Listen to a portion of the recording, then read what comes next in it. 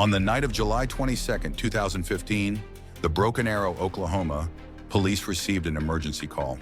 A trembling voice came over the phone. "My brother is killing my family." That short but chilling sentence was the key to a horrific case that no one could have expected. When the authorities arrived, no one expected that inside that simple two-story house, which had once been the home of a peaceful family, contained a heartbreaking scene. 5 family members were dead. A 13-year-old girl was seriously injured but still breathing. And in a small corner, the youngest 2-year-old sister sat huddled, miraculously alive. It was not the result of a break-in. There were no signs of forced entry, no missing property. The perpetrator did not come from outside. The family members of the house, 2 brothers, were the masterminds behind the tragedy that shocked the whole of America. What led to such an unforgivable crime? What made 2 boys, once children growing up under the same roof, turn their backs on their own family? This is the story of the Bever family case, one of the most shocking family massacres in modern American history. A tragedy that not only left scars, but also served as a wake-up call about the silence in seemingly peaceful homes. The Bever family lives in Broken Arrow, a small, peaceful town in the state of Oklahoma, USA. Located in a suburban residential area with 2-story townhouses, this place is considered an ideal environment for raising children and building a stable life. In the eyes of the neighbors, the Bever family is a typical American family, caring parents, many children, and rarely attracts attention.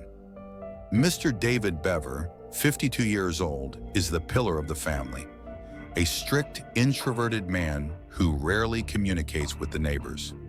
His wife, Ms. April Bever, 44 years old, takes on the role of a full-time mother, staying at home to take care of the children. Both decided to educate their children at home instead of sending them to public school, with the desire to strictly control their living and learning environment. The family had 7 children, the 2 older brothers being Robert, 18, and Michael, 16. Both were described as quite intelligent but withdrawn. While some people thought they were well-behaved and rarely caused trouble, others commented that the brothers were strange, quiet, unsociable, and hardly ever seen outside the house.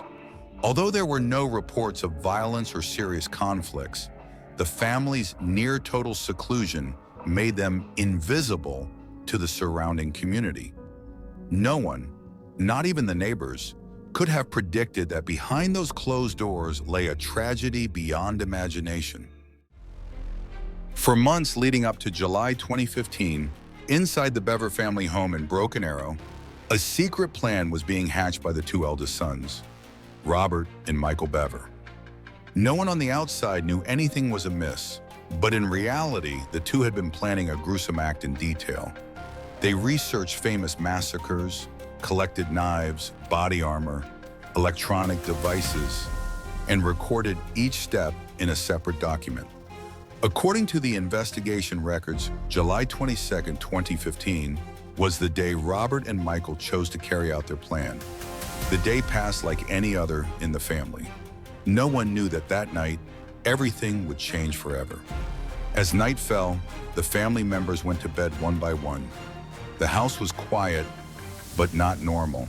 Inside, the brothers quietly prepared for their long-planned act. Around 11:30 p.m., Robert told one of his brothers that he wanted to show them something on the computer in their room. When the brother entered, Robert suddenly attacked them with a knife. From there, the chain of events quickly unfolded. Michael assisted his brother, attacking each family member in turn. Crystal, 13, was also seriously injured, but with incredible willpower, she escaped from her brother and managed to call 911 on a landline. While trying to hide, Crystal's call helped police locate the house. Although the call was cut off early, Robert and Michael continued to search for the remaining members of the family. They went downstairs where their parents and siblings were sleeping. David and April were attacked in their room. The 3 younger siblings, Daniel, Christopher, and Victoria, were the victims. All were seriously injured and died. After completing the act, the 2 suspects tried to wash off the blood and tried to escape through the back door, taking some items and weapons. However, the police arrived just a few minutes after the call. When they approached the scene, they heard faint moans from Crystal. She was rushed to the emergency room in critical condition, but luckily survived. The youngest, Autumn, only 2 years old, was found in a separate room unharmed. Police believe she was too young to be aware and was not detected during the crime. The two brothers, Robert and Michael, were arrested that night while hiding in a small forest behind the house. A full investigation was opened immediately after to explain the plan and motive behind this heartbreaking act. Broken Arrow Police responded to an interrupted 911 call from Crystal Bever shortly before midnight on July 22, 2015. They arrived on the scene within minutes, complete with patrol cars, floodlights, and emergency response teams. When they arrived at 709 Magnolia Court, they saw no signs of forced entry or struggle. The door was closed. However, faint moaning and small cries could be heard from inside. A group of officers quickly broke down the door and entered the house. They were met with a scene that no one could have prepared for. A blood-stained floor led from the hallway to the upper floors. In the living room, a young woman, Crystal, was lying motionless with multiple stab wounds, but still breathing. Police immediately requested the emergency medical team to take the victim to the hospital in critical condition. They continued to enter and discovered the remaining bodies. The upstairs and private rooms were where the greatest tragedy was. The parents, David and April Bever, were lying motionless in the bedroom with multiple stab wounds to their bodies. Three younger siblings, Daniel, 12, Christopher, 7, and Victoria, 5, were found in different locations in the house, all dead. Police described the scene as extremely chaotic and so heartbreaking that even veteran investigators had to stop and regain their composure. The only miracle at the scene was the survival of little Autumn Bever, only 2 years old. She was found in her private room, safe and unharmed. Perhaps because she was so young, Autumn was not discovered and did not understand what was happening. The next morning, an autopsy was performed under the supervision of the Oklahoma State Medical Examiner.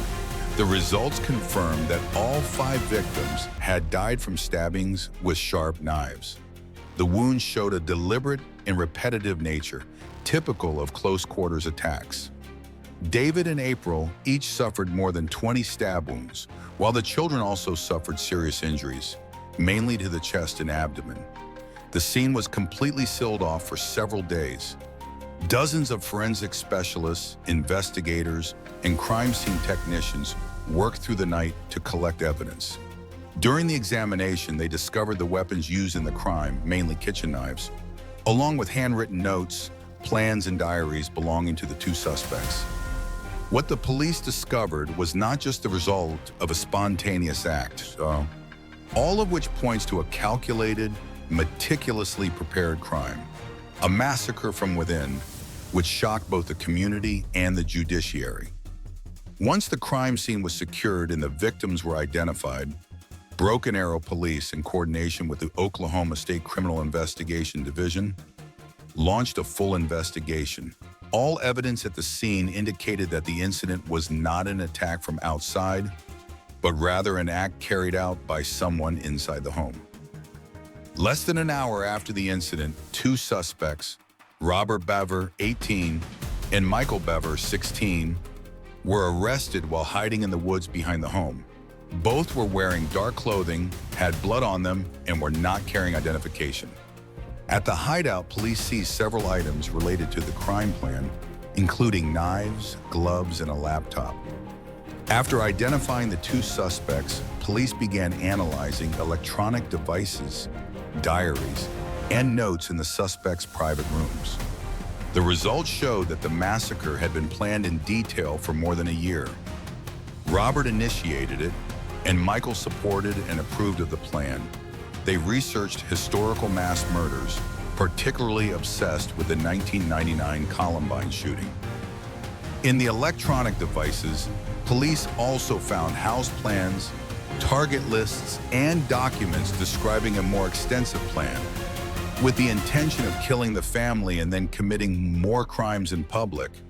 This discovery shifted the investigation from a domestic crime to a large-scale crime that required close coordination between local and federal police. After being arrested and taken to the Broken Arrow police station, Robert and Michael Bever were questioned separately. Since Michael was only 16 years old, the questioning process was attended by a lawyer and guardian as required for minors. Both were initially silent, but faced with undeniable evidence, and after several hours of questioning, they began to confess. Robert Bever was the more proactive in his testimony. He admitted to all his actions and said that he had started planning to kill his family since he was 16 years old. According to his testimony, Robert felt constrained, had no personal freedom, and tended to admire serial killer cases. During his stay at home, he read hundreds of documents, watched videos, and wrote down strategies for committing crimes. He wanted his name to go down in history as a famous killer. Michael, the 16-year-old brother, said that he was initially persuaded by his brother and felt afraid to refuse. However, during the interrogation, he also showed active participation, helping to prepare the weapon, discussing in detail how to seduce family members, and directly participating in the action on the night of July 2nd. During the process of collecting evidence, the police seized many items from the rooms of the two suspects. Personal computers, phones, handwritten diaries, and plans. All were thoroughly examined by the digital team and forensic experts. The notes described the specific time, the roles of each person, and even a to-do list for the night of the crime, including erasing traces, cleaning the scene, and escaping. The case file was quickly reinforced with a series of direct and indirect evidence. Testimony from Crystal, the only living witness to the attack. Data from the 911 call. Bloodstains and fingerprints matching Robert and Michael on the murder paraphernalia. Diary and video content saved on the computer. Online purchases made on Robert's account involving weapons and preparation supplies. Investigators described the case file as unusually comprehensive and clear in a high-profile murder case. The fact that the two suspects did not deny their actions and went on to detail their plans made the case all the more shocking. The authorities completed their case in just a few weeks, sending it to court on charges of first-degree murder, attempted murder, and aggravated battery on a minor. The court decided to try both as adults, paving the way for a public trial that would be watched nationwide. After the investigation was completed and the case was consolidated, the Bever family case was quickly transferred to Tulsa County District Court, where Robert and Michael Bever were formally charged. The charges included 5 counts of first-degree murder, 1 count of attempted murder, and several counts of conspiracy to commit a felony. Although Michael was only 16 at the time of the crime, both brothers were prosecuted as adults under Oklahoma law.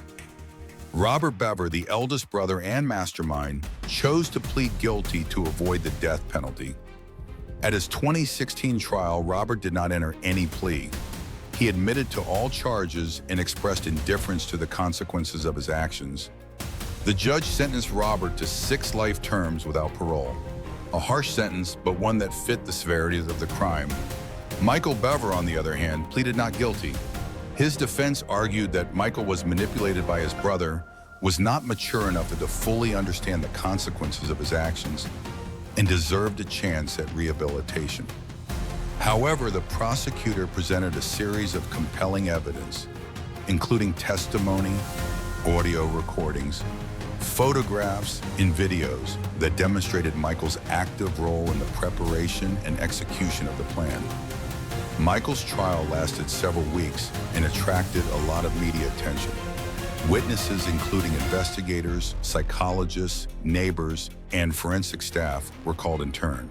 Crystal Bever, the only survivor of the attack, other than her younger sister, did not appear in court to testify, but her testimony was used as important evidence.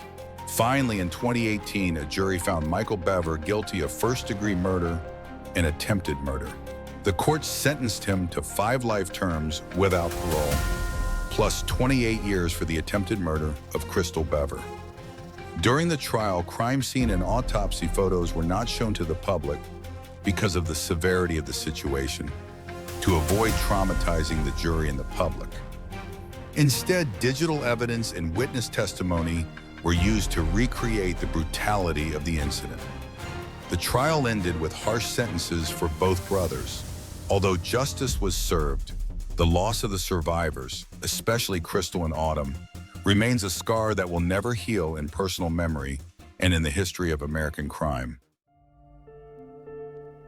The Bever family massacre has left a deep wound not only for the surviving family members, but also shook the Broken Arrow community and the United States.